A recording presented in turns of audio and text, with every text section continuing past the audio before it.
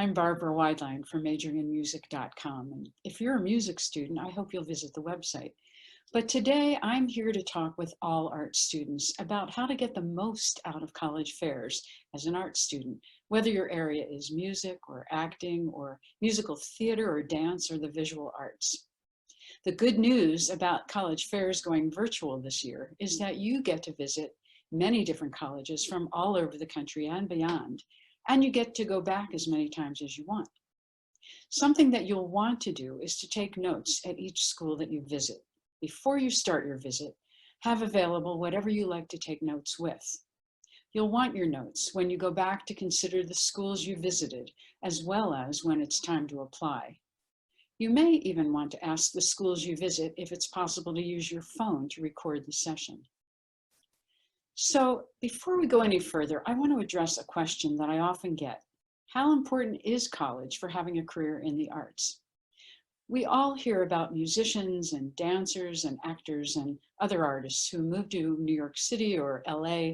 They start auditioning and they get their names out there and get booked without a degree.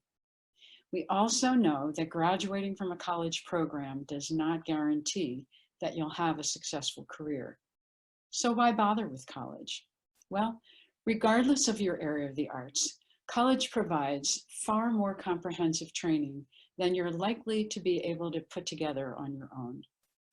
It helps you learn to be more well-rounded in your area of the arts with access to professionals who want to offer their expertise and to help you grow into the professional that you want to become. Your professors and visiting guest artists and alumni and fellow students will all serve as an important network for opening doors, for introducing you to prospective employers and opportunities for auditions and gigs and future work.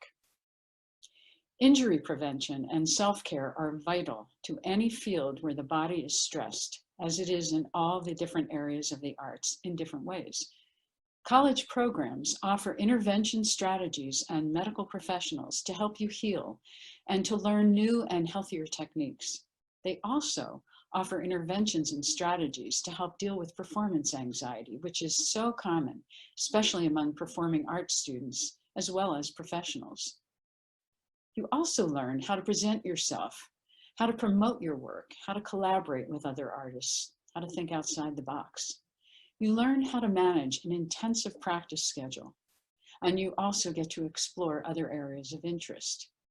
And you will get lots of feedback. So college fairs can be worth your while whether or not you already know that you want to major or minor in the arts. They can help you clarify what you want to go to college to study and where you might like to apply. You also get the chance to meet the admissions folks at various schools, and they get to meet you. So let's start by looking at some of the questions that will help you figure out which schools to visit at college fairs. First of all, what do you want to focus on once you leave high school? Is there a specific area of the arts, and is there a specific genre or style or modality that you're most passionate about? Do you want to focus mostly on your area of interest, or are you also interested in exploring other areas as well? Do you have more than one passion? Are you equally as passionate about any of those areas?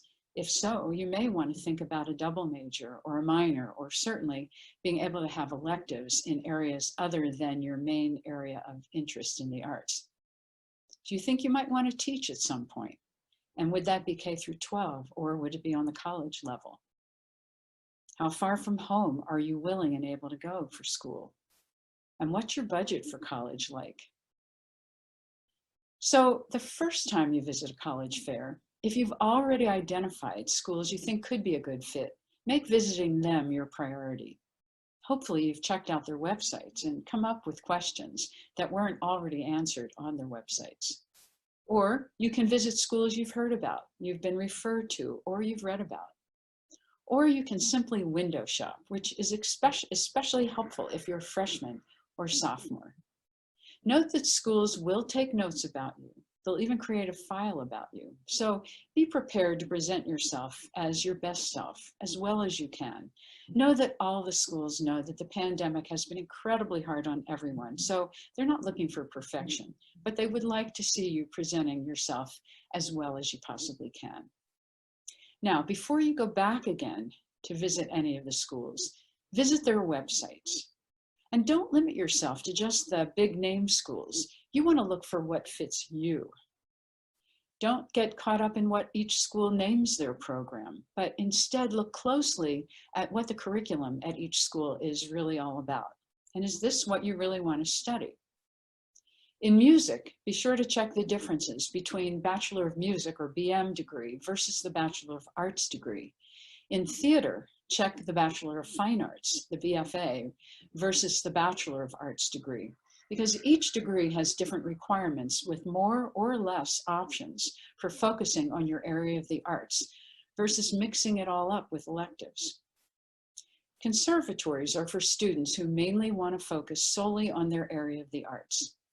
If you're looking for a more typical college scene with sports and sororities and fraternities, rather than just wanting to focus on your area of the arts, this is probably not the way that you want to go. Do you understand the requirements around applying and or auditioning, or what the portfolio needs to contain? What about essays and or statements of purpose? And how about the auditions? Will they be virtual? Are there pre-screens? Do you understand and have the technology to do whatever's expected for these? And of course, look up the cost of attendance and fees.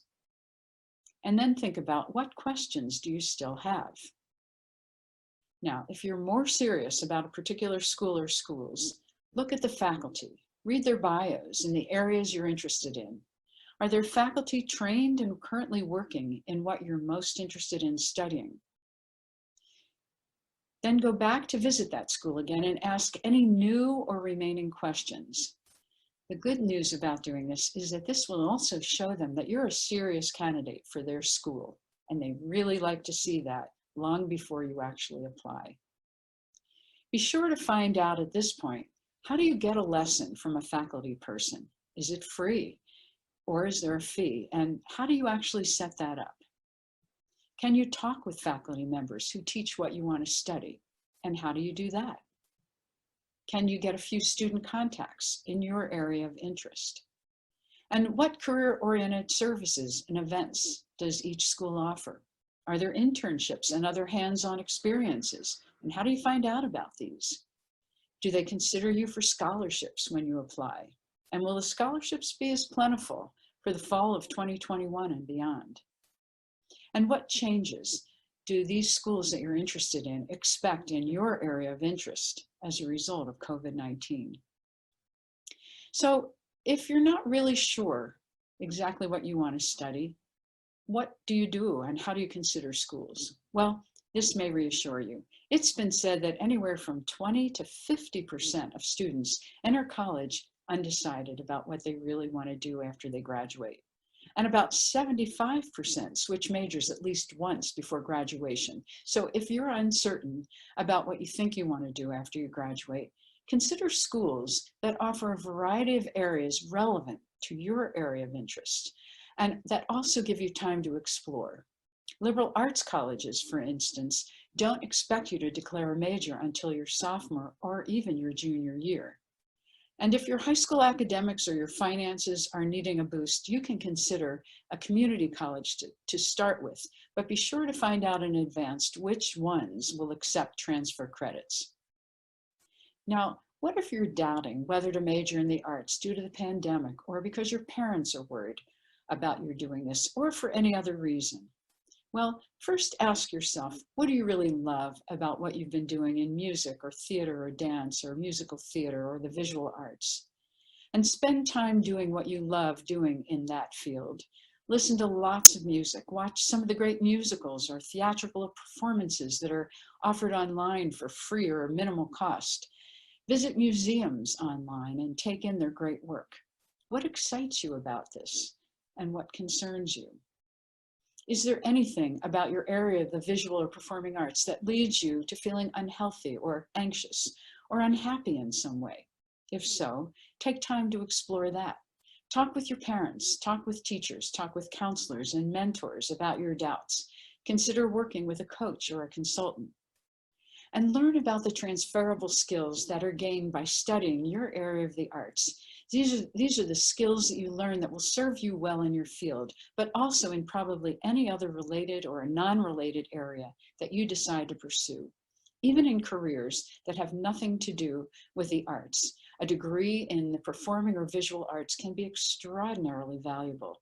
Skills like collaboration, thinking bigger than the box, juggling more than one project at a time, following through, meeting deadlines, these are all gained by art students.